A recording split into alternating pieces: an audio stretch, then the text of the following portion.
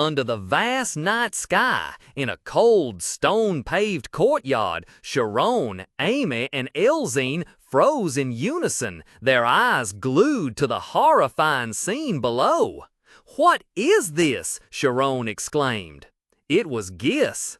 The boy lay there, covered in blood, his face smeared and bruised, his eyes tightly shut. He seemed to have only managed a faint whisper before losing consciousness. "Giss!" Shirone called out in shock. He quickly knelt beside him, desperately shaking Giss. "Giss, wake up!" Seeing no response from Giss, Shirone observed and suddenly asked, "Wait, is he even breathing?" Suddenly, a thin, bruised hand of Giss reached up and gripped Shirone's wrist with unexpected strength. Shirone startled, looking down in astonishment at the hand clutching him. From his blooded lips, Giss struggled to speak, his voice hoarse but clear. "You have to thank me." Lying sprawled on the cold stone floor, Giss forced a smile despite his bruised and bleeding face. He struggled to grab Shirone's wrist, his voice weak but defiant as he spoke. "Because I protected your girlfriend, and you didn't, but I did." Those words were like a knife to Shirone's heart. He stood frozen, his eyes wide with horror. Giss's hand went limp, slipping from his grasp.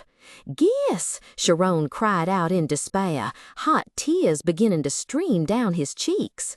Outside, night fell, and torrential rain poured down on the secluded house, washing everything away, but unable to ease the surging pain. In a warm room, Giss lay unconscious on a bed, his body carefully bandaged. Beside the bed, Shirone, Ryan, and other friends stood silently, the atmosphere heavy. Ryan broke the silence, turning to Shirone with a worried expression. "Do you think what he said is true, that Palcoa will come after us again?"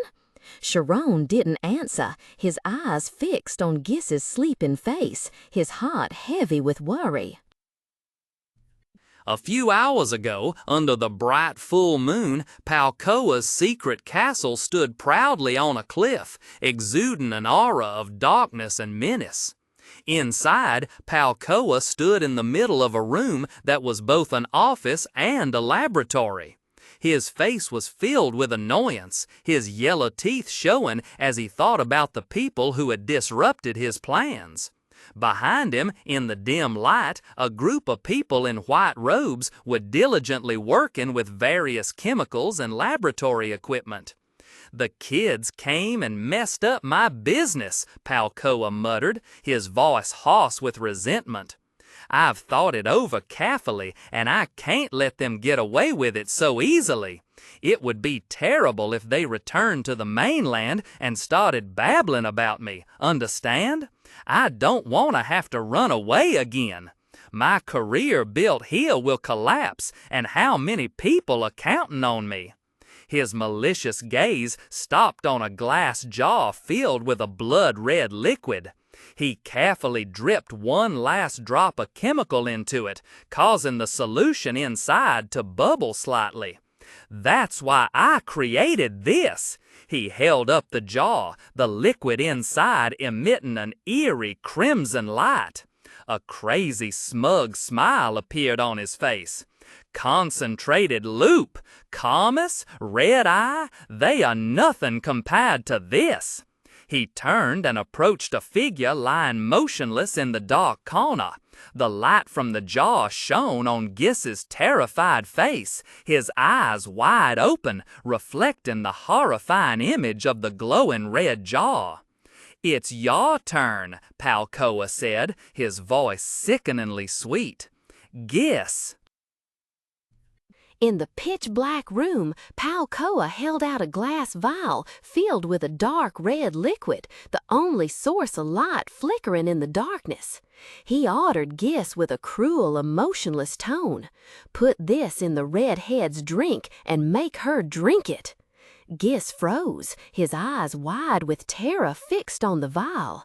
A horrifying question flashed through his mind. What happens if someone drinks this? As if reading Giss's thoughts, Palcoa's eyes narrowed with malice. A gruesome smile stretched from ear to ear, revealing glistening gold-capped teeth and jagged broken ones. He growled, his voice filled with perverse glee. "Do you really have to ask? Instant death. Just make that girl drink it. We'll take care of the rest." A horrific image flashed through Giss's mind, the red head convulsing, falling backward into a pool of blood, the empty vial slipping from her hand. His whole body trembled, his shaking hands clutching the freezing poison vial. He's insane, Giss thought, his breath coming in ragged gasps, completely insane. Palcoa's face, with its wild grin and eyes full of cruelty, haunted his mind. "Palcoa!" Giss screamed silently, a feeling of utter horror constricting his heart. "He's a completely deranged demon!" Palcoa's eyes widened fiercely as he roared in anger.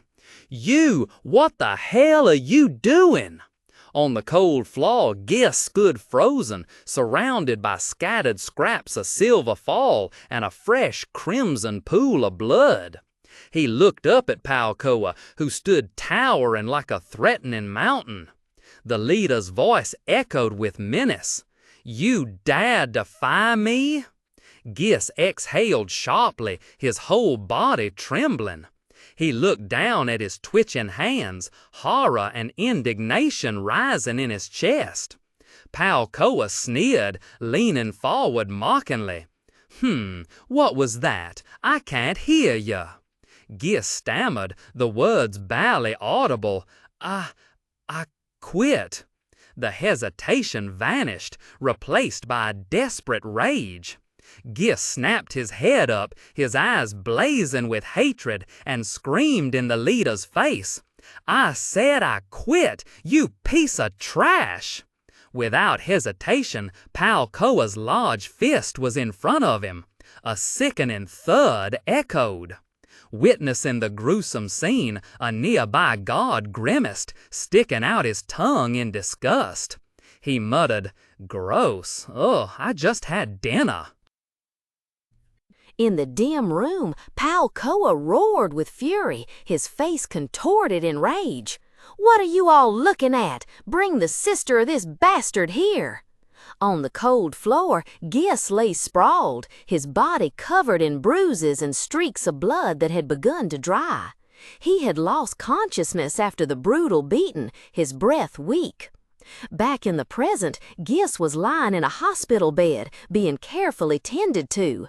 Amy Karma stood beside him, looking down at his bruised face, and sighed softly. What an idiot! The image of Giss desperately screaming in the darkness flashed back into her mind. It was when he cried out in fear, "I'll quit," and she had promised him, "I'll make sure they can't hurt you and your brother." Amy looked at the still sleeping Giss, her voice heavy with weariness. "It's good that you kept your promise, but this also means that all my efforts to protect you and your sister have gone down the drain." Standing in a corner of the room, Rian looked indignant. "Intentional murder and kidnapping of hostages. Shouldn't we report this to the authorities?" Elzine crossed her arms, her sharp eyes full of analysis. "If they are really special forces, I'm sure the harbor is the first place they've secured." The atmosphere grew heavy as the group realized the gravity of their situation. Elzine crossed her arms, her expression hardening as she deduced they must have isolated the island to do this. Ryan, standing beside her, asked with undisguised anxiety, "So we're stuck here?" Amy lowered her head, her voice tinged with despair. "Even if we report this, we can't save his sister. They won't send the military just to save an orphan." Amidst the encompassing silence, Shirone, who had been deep in thought, suddenly spoke. He turned to Amy, his gaze unwavering. "Amy, how strong do you think Palcoa's people are?" Elzine startled and looked at him, anxiously asking, "Don't tell me you're planning to fight?" Amy replied, her tone sharp and analytical, "Most of 'em are brutes with only brute strength, but there are about 10 who are proficient in schema." Her voice dropped, a frightening image forming in her mind. The bearded leader with a sinister smile and a gold tooth, a parrot tattoo on his arm, leisurely enjoying a drink while her sister was tied up in the distance. And those guys are the Parrot Pirates. Hearing that name, Shirone's blue eyes widened in shock. "The Parrot Pirates?" he exclaimed. Seeing Shirone's reaction, Elzine asked in confusion, "What is it? Do you know them?" Shirone replied, his eyes sharp, "Yes, when our school was attacked." Within his thoughts, Shirone recognized a familiar figure in the crowd. A large man hired by the great mage Arcane was none other than a member of the Parrot Gang. The distinctive parrot tattoo on the shoulder of the long-haired brunette gave him away. At the same time, Amy also recognized the enemy. Her delicate features hardened, her eyes blazing with anger. She gritted her teeth and said, "That bastard, I thought he'd been arrested by the Magic Society." Memories flooded back, taking her back to the grim tower of the society, where a guard stood solemnly outside the interrogation room. Inside, a horrific scene was unfolding. Sakari, with a malicious smile and eerily bright eyes, was grabbing Lucas by the hair, his face now covered in blood and distorted with pain.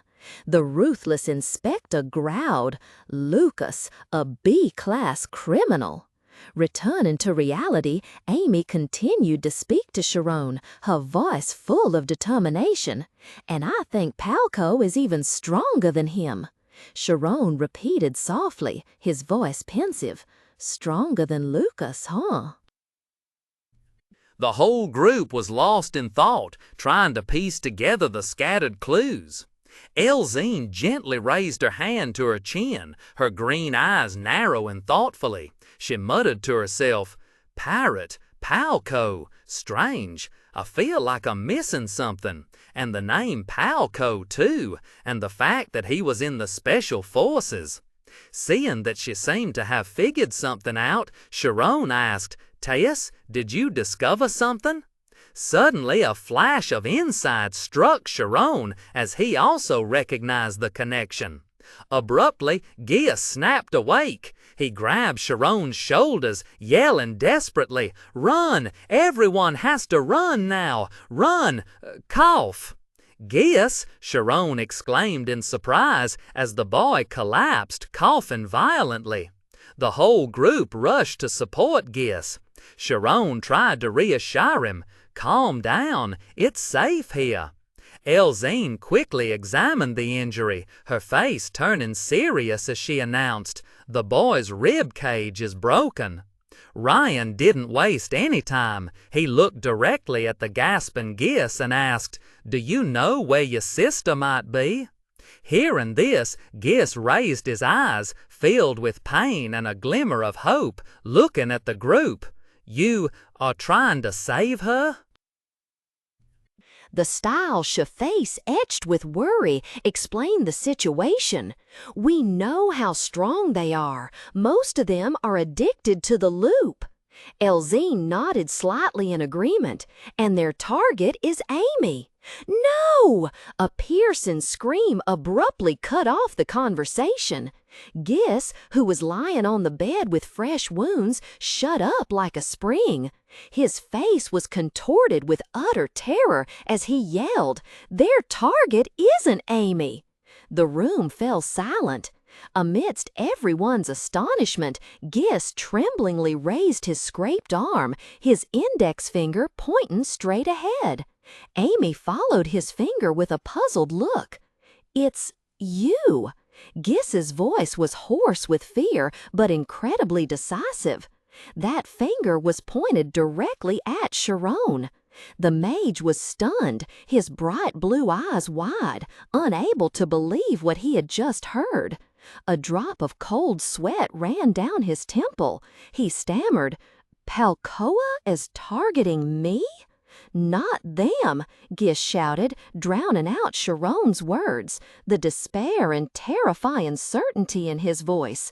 "The one who ordered me to bring you to him was—" In the steel space, the gleaming, cold metal barrel of a pistol pointed straight down. A dry click echoed as the hammer was pulled back, the sharp sound cutting through the silence. Cold sweat beaded on Palcoa's temples, his eyes widening, revealing utter horror as he felt the cold metal pressed against his head. The unfamiliar mafia member in the white coat coldly pressed the gun barrel against the temple of the Parrot Gang leader, his face betraying no emotion. Not far away, Giss lay sprawled on the cold ground, his face bruised, blood trickling from the corner of his mouth. He and his friends had been completely overwhelmed, subdued by men in black suits pointing guns at him. Giss's eyes, instead of fear, gleamed with a strange excitement as he witnessed the scene before him. From above the window, a sarcastic voice said, "Well, well, you really look like a genuine mafia boss, don't you, Palcoa?" The mockery was like adding fuel to the fire, but before the deadly gun, Palcoa could only tremble uncontrollably, his whole body stiff with fear. In the vast, dark room, pale moonlight streamed through the enormous window frame.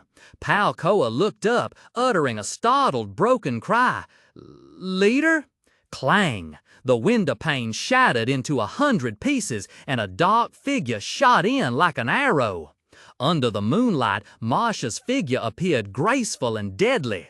She landed in the middle of the floor, surrounded by the Parrot Gang members lying scattered in panic. A slender, pale hand reached out into the air, full of authority. "I've finally found you." Marcia looked down at Palcoa, who lay sprawled on the ground, her black hair billowing from the spectacular jump. The bare back of the Parrot Gang leader revealed an intricate bird tattoo. Marcia spoke casually, as if telling an anecdote. "I was tracking a troublesome individual when I heard a loud explosion from this building, so I dropped by to take a look, and guess what? It's you again." While Palcoa was still frozen in fear, another hand suddenly grabbed his hair, yanking it back sharply. Marcia leaned close to Palcoa's ear, her voice cold and filled with malicious disappointment. "Were you trying to hide from me? I thought we were family." In the hazy atmosphere, tinged with a deadly mystical purple, Marcia grabbed Palcoa's hair. The vulture gang leader's face was contorted in utter fear, cold sweat pouring down him. With eyes burning a dangerous red and a ghostly smile playing on her lips, she leaned close, her voice sweet but sending shivers down his spine. "How have you been, my son?" Memories flooded back, hazy like old film. Marcia in a black dress walking down a dirt road, then appearing at the threshold of a dilapidated house, cheerfully holding up a bag of goods. Inside, a group of emaciated children, including Giss, were cowering under the rule of a violent man. Her arrival was like a ray of salvation. Then there was the image of the whole group of them, the street children, standing together, no longer looking afraid. Back in the harsh reality, Palcoa widened his eyes in terror, his teeth clenched, struggling to force out each word. "Marcia!"